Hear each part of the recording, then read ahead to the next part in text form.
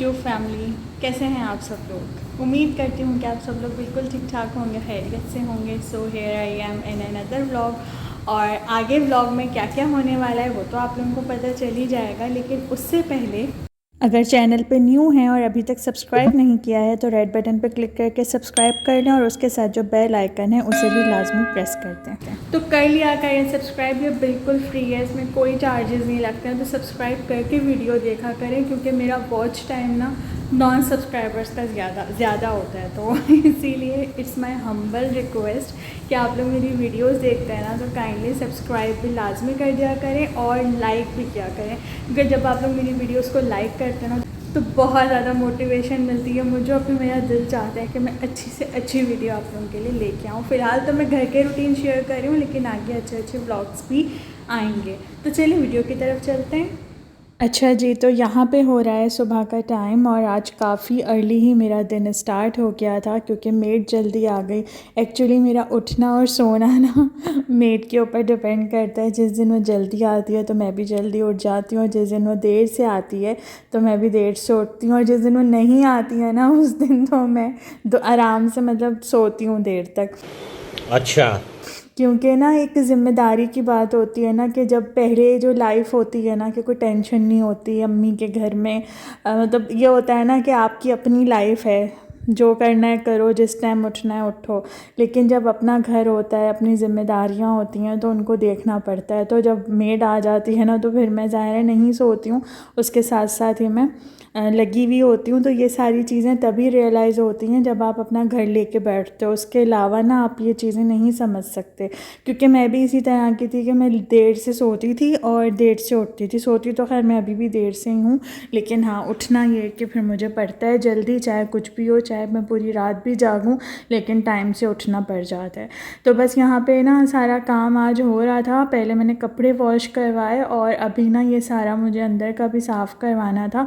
और ये दुआएं देखें मैंने यहाँ पे लगाई हुई, ड्राइंग रूम में आयत करीमा लगाई हुई है, और ये सामने आयतल कुर्सी लगी हुई है। और नादे अली तो आप लोगों ने देखा ही है कि मैंने लाउंज में बिल्कुल नज़रों के सामने रहता है ना वो, तो इतना सुकून मिलता है। मैं भी दिखाती हूँ आप लोगों को, ये देखें यहाँ पे मैंने नादे अली लगाई हुई है। तो मैं जब भी यहाँ सोफ़े पे बैठती हूँ ना तो बिल्कुल सामने ये नादे अली मुझे नज़र आती है ना, तो मुझे बहुत ही ज़्यादा सुकून महसूस होता है। मतलब एक सेफ्टी सी महसूस होती है कि मौला का नाम सामने लगा हुआ है। इसके अलावा आयतल कुर्सी, आयत करीमा, तो बस इसलिए ना मैंने बिल्कुल अपनी नज़रों के सामने नादे अली लगाई हुई है।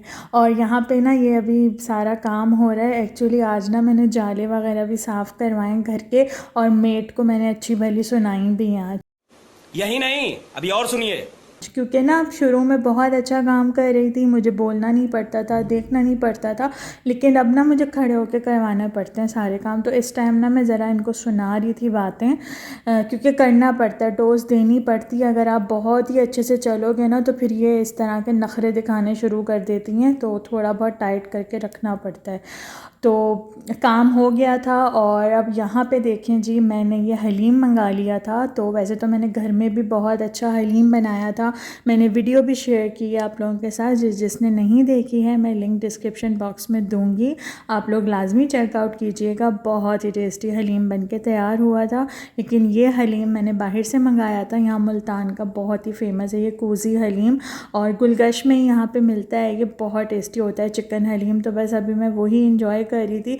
और अब जैसे मुझे ये बाहर से मंगा के खाना पड़ रहा है, तो इस टाइम ना मैं नवाबशाह को बहुत मिस कर रही थी, क्योंकि जब मैं नवाबशाह में होती थी ना तो इतनी नज़र न्याज होती थी, इतनी ज़्यादा, कभी बिरयानी, कभी हलीम, कभी पुलाव, मतलब इतना ज़्यादा होता था। और वैसे भी ये चीज़ें तो हम घर में भी बना लेते हैं या मंगा के खा लेते हैं, लेकिन न्याज की जो बात होती है ना कि मौला की न्याज है, मौला का लंगर है, तो उसको खाने की खुशी अलग होती है।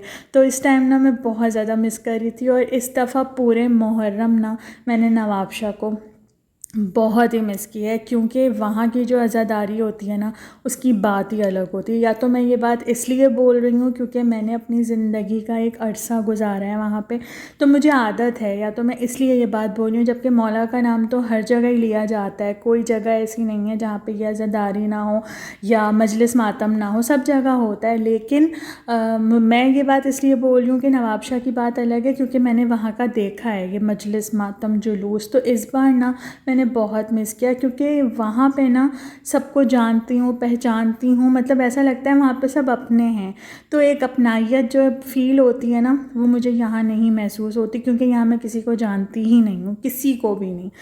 तो कहीं भी मजलिस में जाना नहीं हुआ ना इस बार। मेरा दिल इतना ख़राब हुआ है ना, मतलब मेरे दिल की हालत या तो मैं जानती हूँ या मेरा अल्लाह जानता है कि मैंने इस दफ़ा मजलिसों को कितना मिस किया है। मैं मजलिस में नहीं जा सकी, तो बस एक दिल में ना अजीब सी मेरे एक फ़ीलिंग थी कि पूरे मुहर्रम गुजर गए और मैंने मजलिस नहीं की। तो इस दफ़ा तो थोड़ा बहुत ना ऐसा रहा कि मैंने कुछ प्लान नहीं किया। अगर मैं पहले से ही प्लान कर लेती ना, तो मैं नवाबशाही चली जाती और वहाँ के मुहर्रम करती, क्योंकि अम्मी का घर तो नहीं है, लेकिन बहुत से ऐसे लोग हैं जो मेरे अपने हैं। और इस बार भी वो लोग मुझे बुला रहे थे बहुत ज़्यादा कि तुम आ जाओ यहाँ नवाबशाह, मुहर्रम कर लो यहाँ के।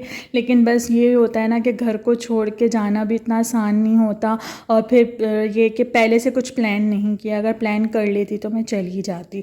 लेकिन बस इस बार हो गया ऐसा। इंशाल्लाह अगले साल कोशिश करूँगी कि मैं मुहर्रम नवाबशाह के करूँ। अल्लाह ने ज़िंदगी दी तो पूरी कोशिश मेरी यही होगी कि मैं नवाबशाह के ही करूँ, ताकि मजलिसें तो कर सकूँ मैं सुकून से, क्योंकि मैं मजलिस में जाए बगैर नहीं रह सकती। मेरा ये होता था कि मैं अम्मी के साथ ना सुबह निकलती थी मजलिसों में, और फिर रात को या शाम को ही हम घर आ रहे होते थे। तो मेरा इस तरह का रूटीन था, और इस बार ऐसा कुछ नहीं हुआ।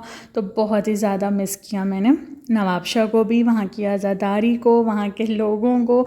बहुत अच्छे लोग हैं, यहाँ पे भी अच्छे लोग होंगे, ऐसी बात नहीं है। लेकिन बस वही है ना कि मैं जानती नहीं किसी को, मेरा यहाँ पे कहीं आना जाना नहीं होता ज़्यादा, और ऐसे एकदम से तो जान पहचान नहीं होती है, वक्त लगता है। तो खैर ये तो कुछ मेरे दिल की बातें थी जो मैंने आप लोगों से की। और यहाँ पे देखें जी, फाइनली मेरे ईयरबड्स आ गए हैं। Oh my God, wow! बहुत दिन से मैं लगी हुई थी इसके पीछे कि मुझे ईयरबड्स चाहिए। तो मेरे हस्बैंड यही बोल रहे थे मैं तुम्हें ला दूँगा, 1-2 दिन में ला दूँगा। बस वो कभी भूल जाते थे, कभी कुछ मसला हो रहा था। फाइनली अब ये आ गए हैं, और बहुत ही मज़े की चीज़ है ये। वैसे तो सभी लोग यूज़ करते हैं, लेकिन जो नहीं यूज़ करते हैं या जो मेरी तरह हैं, जो फ़र्स्ट टाइम यूज़ करेंगे या करने वाले हैं या सोच रहे हैं, तो मैं उनके लिए दिखा रही हूँ। बहुत ही लाइफ इजी हो गई है। मतलब जब से मैंने ये ईयरबड्स यूज़ करने शुरू किए हैं ना, मतलब 4-5 दिन हो गए हैं, सुकून हो गया है बहुत ज़्यादा। वो जो हैंड फ्री की झंझट होती थी ना, हर वक्त मेरे कानों में लगे हुए होते थे और इधर से उधर ना, मतलब उस तार के साथ मूव करना बहुत ही मुश्किल लगता था। मेरे तो हैंड फ्री उलझे ही रहते थे ना। लेकिन ईयरबड से बहुत सुकून हो गया है। और ये जो इसका केस है ना, ये भी चार्ज होता है, और ये ईयरबड्स इसमें रख दो तो फिर ये भी चार्ज होते रहते हैं। तो अभी देख लें 100% चार्जिंग शो कर रहा है, क्योंकि मैंने ये केस भी चार्ज कर लिया था और फिर मैंने ये ईयरबड्स भी इसमें रख दिए, तो ये भी फुल हो चुके हैं। देख लें, दोनों की चार्जिंग फुल बता रहा है।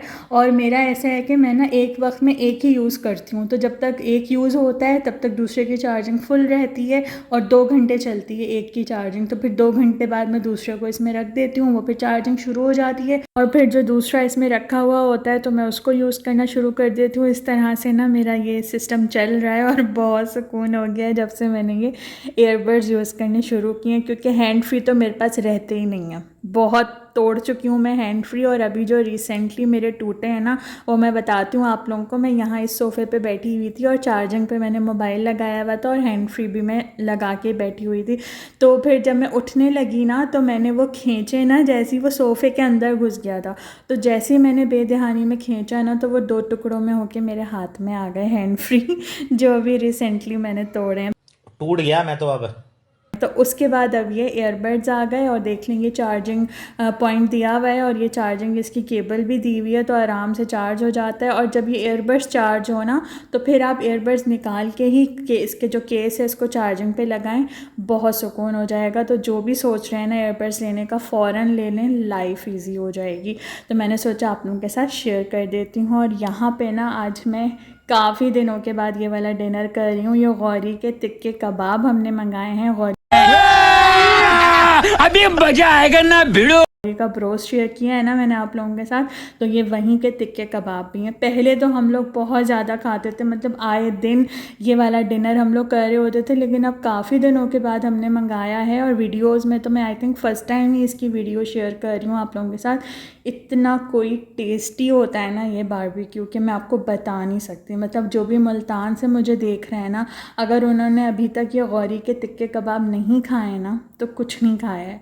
लाजमी ट्राई करें आप लोग, जो भी हैं यहाँ से मुल्तान से मेरी वीडियो देख रहे हैं, आप लोग लाजमी ट्राई करें ये वाले तिक्के कबाब। अलग ही टेस्ट होता है, मतलब हर जगह ही मिलते हैं ज़ाहिर है तिक्के कबाब तो, लेकिन इसका जो टेस्ट है ना उसकी बात ही अलग है। मैंने नवाबशाह में, कराची में, सब जगह खाएं तिक्के कबाब, लेकिन ये वाला टेस्ट मुझे कहीं नहीं मिला। तो आप लोग ज़रूर से ये वाले तिक्के कबाब और मतलब ट्राई कीजिएगा, आप लोगों को बहुत ही पसंद आएंगे। तो बस आज हम लोगों ने ये वाला डिनर एंजॉय किया। एक्चुअली मैं डिनर बनाने लगी थी, लेकिन फिर मेरे हस्बैंड ने कहा कि रहने दो, आज डिनर नहीं बनाओ, मैं बाहर से ही ऑर्डर कर दूँगा। पहले तो मैं इतना फ्रिक्वेंटली ये वाला मतलब खाना खा रही होती थी ना, तो सब मेरे घर वाले मजाक भी उड़ाते थे कि हाँ इसने तो घर में कुछ बनाया ही नहीं होगा, ये तो बाहर से ही ऑर्डर करेंगी। लेकिन अब ये कि मैंने बहुत ज़्यादा हाथ रोक लिया है बाहर के खानों पे। वरना शुरू में ना जब मैं यहाँ आई थी नई शादी होके, तो फिर आए दिन हम लोग ये तिक्के कबाब ही खा रहे होते थे, क्योंकि मेरे हस्बैंड को भी बहुत ज़्यादा पसंद है और जब मैंने खाए तो मुझे भी बहुत अच्छे लगे। तो इस वजह से हम लोग एक दिन छोड़ के एक दिन ये मंगाते थे। लेकिन अब ये कि मैंने खुद ही वो किया हुआ है ज़रा कंट्रोल कि नहीं भाई घर में ही खाना बने तो ही सही है। ये बड़ी अच्छी बात कही आप। लेकिन कभी कभी तो चलता है। तो आप लोग ज़रूर ट्राई कीजिएगा और कैसे लगे आप लोगों को ये भी मुझे कमेंट्स में ज़रूर बताइएगा। और इन्होंने ना इसमें तिक्कों में ये शिमला मिर्चें भी ना दी हुई होती हैं साथ, और मुझे तो शिमला मिर्च बहुत ही पसंद है। मैंने पहले भी बताया कि मैं तो जब कट कर रही होती हूँ ना चाइनीज़ के लिए, तो मैं कच्ची खा रही होती हूँ, मुझे इतनी ज़्यादा पसंद है। तो वो इतनी टेस्टी लगती है ना इसमें तिक्कों के साथ, तो मैं सारी चुन चुन के अपनी प्लेट में निकाल लेती हूँ। और इस तरह के खाने के साथ जब तक कोक ना हो ना तो मज़ा ही नहीं आता। तो बस यहाँ पे अब हम लोग कोक एंजॉय करेंगे। आप लोगों को वीडियो में कुछ भी अच्छा लगा हो लाइक शेयर कीजिएगा। नेक्स्ट वीडियो में मिलूँगी। अल्लाह हाफ़िज़।